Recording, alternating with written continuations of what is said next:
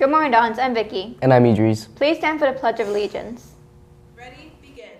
I pledge allegiance to the flag of the United States of America and to the republic for which it stands, one nation, under God, indivisible, with liberty and justice for all.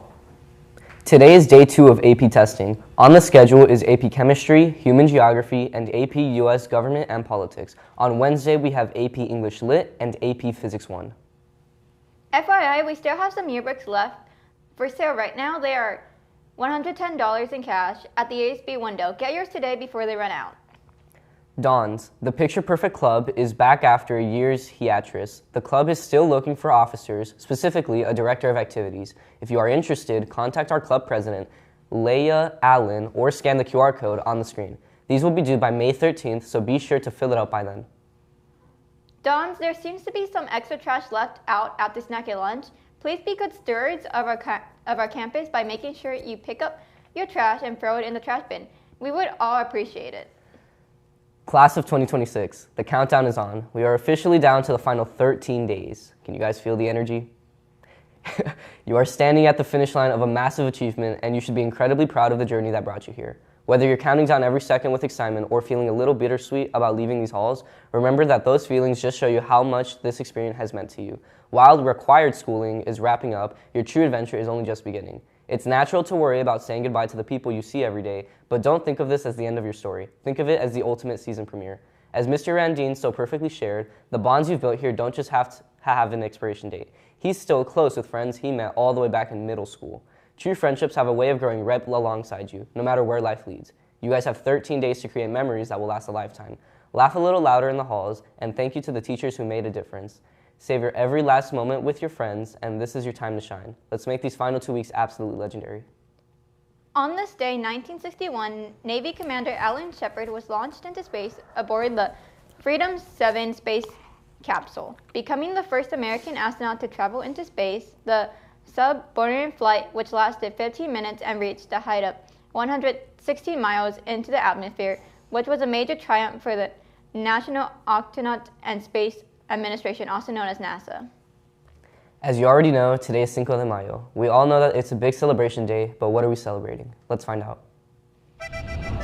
Every May 5th, Americans across the U.S. take the opportunity to celebrate Cinco de Mayo with parades, parties, mariachi music, folk dancing, Mexican food, and of course, margaritas. But what really happened on the 5th of May? And what are we really celebrating? For starters, it's not Mexican Independence Day, as many people mistakenly believe. Mexico actually celebrates its independence on September 16th. Instead, Cinco de Mayo commemorates an event that happened some 50 years after Mexico won its independence.